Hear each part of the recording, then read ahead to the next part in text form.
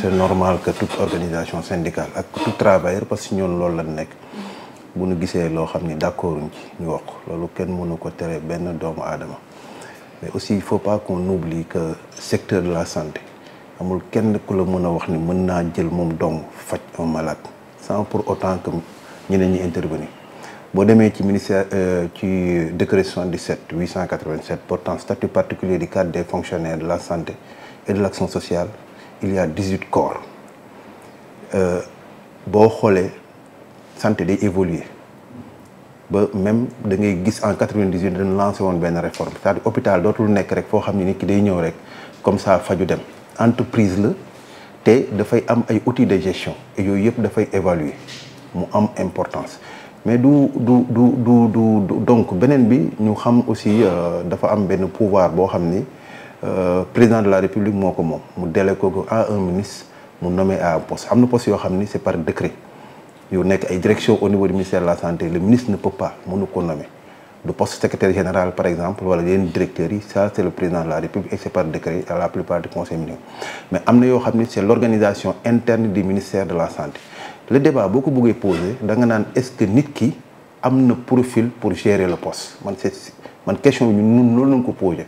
tey jii est-ce que tey jii fii poste journaliste la est-ce que Birahim am na diplôme journaliste wala journaliste la maintenant ci noonu la ñu war a mën a poser beneen bi quand on parle je n'ai rien parce que man je me suis dit du tey laa wax ci débat boobu j'ai dit man je suis très gêné parfois de voir que par ñi nga xam ne tey jii mooy suñu sommité loolu laa ko mën a waxee ñoo ñu gën a kawe tey jii da ngay dem États-Unis am na ñoo xam ne fi ñu féete ci recherche la ñuy def te nekk gis na ni temps yi bëri na ay maladies yu bees surtout des maladies infectieuses yu am donc ñu soxla toujours ak seen mission ci recherche la ci formation mais ci encadrement étudiants yi mais bu ñu demee ba ñi nga xam ne tey jii ñoo waroon a def recherche dem encadrement dem étudiant ñu dem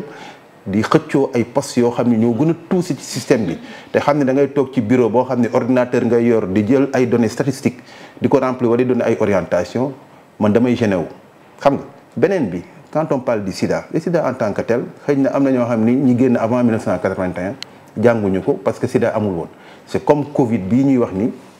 am na ñoo xam ni génn nañ avant 2019 jànguñu ko parce que lu bees la et ça va être comme ça dans l'avenir je me suis dit un professeur un universitaire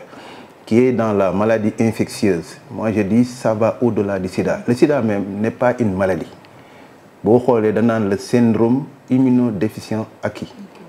donc ça veut dire que ni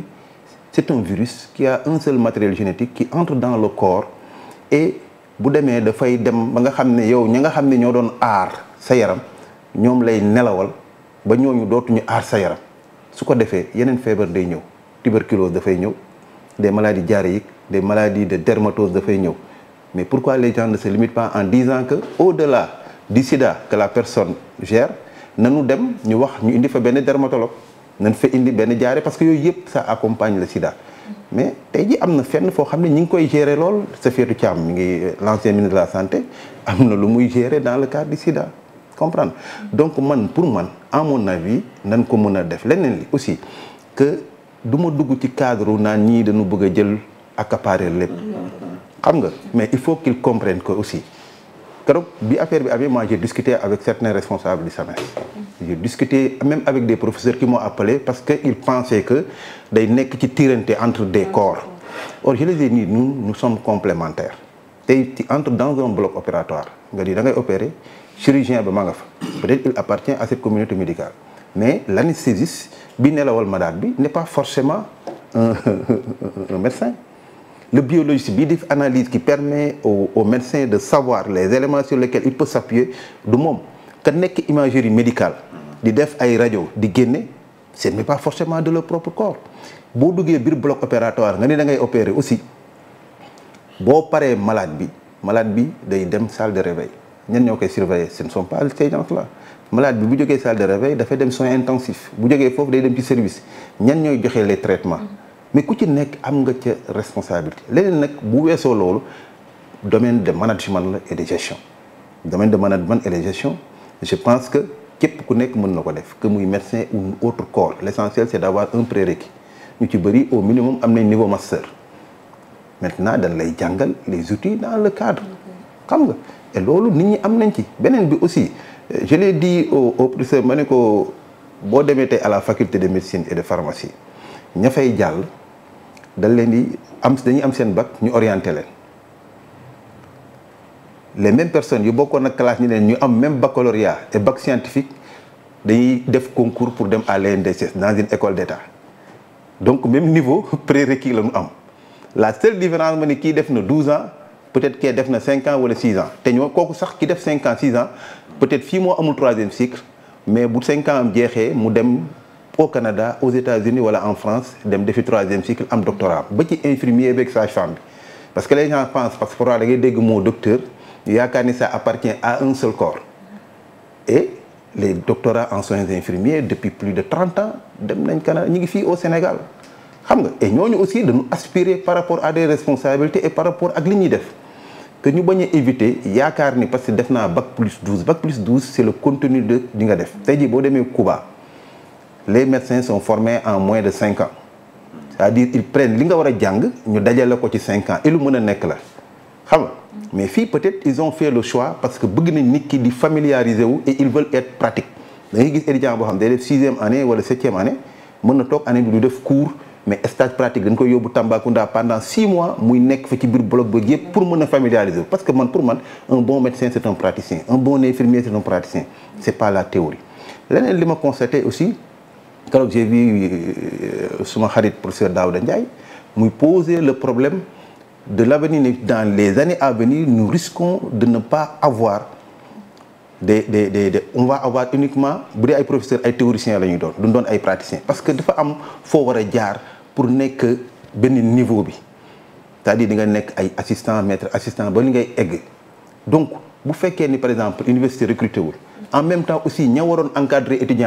wuñ étudiants yi mais il préfère avoir même poste chef de division parce que man pour man am na poste yoo xam ne xewuma dara de man maa ngi lijaas yoo xam ne man dootuma nangooti yenn poste yi ñu ma fay teg man dépassé naa loolu quoi donc man pour man du question dara man yaakaaruma que c'est de rendre service à un professeur qui aujourd'hui devrait faire des recherches sur la diphtérie devrait faire des recherches sur coqueluche devrait faire des recherches sur poliomyélite sur méningite sur rougeole qui sont des maladies infantiles avec le programme élargi de vaccination ak yeneen i feebar nga cantonné ko uniquement pour benn feebar boo xam ni peut-être sax du microscope lay yor foofu mu yor mais di def leneen c'est là où réside le débat aujourd'hui ñu war a dem nekk dans l'administration ñu dem l'administration ñu war a dem ci soins yi ñu dem ci soins yi te bu ñu yàq li nga xam ni liggéey nañ ko mu baax ñu dem ci yeneen pays yi nga xam ne tey jii boo demee États-Unis mën nga nekk professeur mais boo deful ay publication chaque année ou 2 ans mais gars yi sa titre dañ la koy retirer mais Sénégal boo xasee ba egg fenn niveau bi rek titre bi ngay yor rek après ça continue finalement yow doo encadrer étudiant doo def leneen waxuma ne nag boo nekkee ci direction ministère yi mënoo dem jàngale ji wala mënoo def noonu c'est possible mais je dis man de suma yaakaaru bopp la man on les préfère beaucoup plus là-bas leneen di ci des nag que les gens se mettent en compétition parce que poste yooyu ngay wax ñuy poste administration ak gestion fu leen di former au niveau du CESAC man jaar naa CESAC pendant des années def naa fa formation yooyu mais ñun ak ñoom ñoo defandoo woon concours yooyu yëpp bi ñuy jàll man may def concours ñoom ñëpp kenn rawu ma ci c'est la vérité nekkuma fii sax pour ngàndal et ba may génn ñuy nekk ci même ci biir formation bi ba may génn kenn mësuma ci raw ci ñoom xam nga donc tey jii mënoo wax li ñu soxla mooy nit ki na am prérequis pour mën a def une formation ou pour gérer mais pas un problème de corps fii ñëpp fi nekk et ñëpp fi am solo pharmacien bi am na fi solo chirurgien dentiste bi am na ci solo physiothérapeute bi am na ci solo infirmier bi am na ci solo travailleur social bi nga xam ne assistant social parce que du rek cadre parce que boo xoolee définition santé dañ naan la c'est un état de bien-être social xam nga sànq fii ñu ngi wax ay problèmes yu ñu war a régler c'est l'environnement qu'on doit régler mais yooyu yëpp day jouer ci santé donc on a besoin yenn outils de gestion tey jii boo ñëwee ci hôpital nga ne da ngay engranger ay milliards mais da ngay gérer ay outils de gestion da ngay gérer ay état financier da ngay jox lu ñuy wax ay compte administratif ay compte de gestion mais loolu tamit bokkul ak nit ñuy jàngal ñun en matière de sémiologie et de clinique peut-être ñun dañuy wax ñu ne anatomie physiologie ñu ne lii mooy cœur lii mooy l'hypothalamus qui agit sur l'hypophyse qui agit sur l'ensemble des glandes endocrines c'est différent d'un document comptable sur lequel mën nga xam écriture ak nan nga koy def c'est du moins de comprendre les états financiers c'est totalement différent et là ku ko bëgg aussi nga dem defi ji nga def formation et loolu dafa bokk léegi une partie intégrante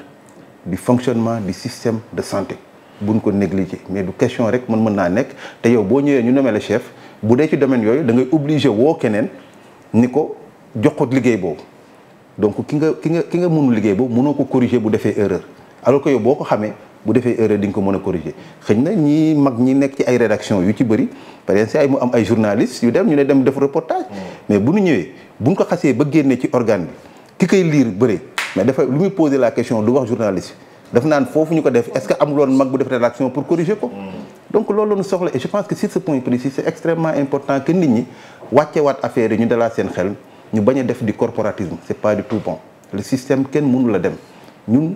domaine bu ñu nekk 20 disciplines la tey jii le ku am AVC le neurologue il lève l'obstacle parce que dafa amoon soit obstacle caillot la wala peut-être mu am rupture benn capillaire mu entraîne un défaut d'irrigation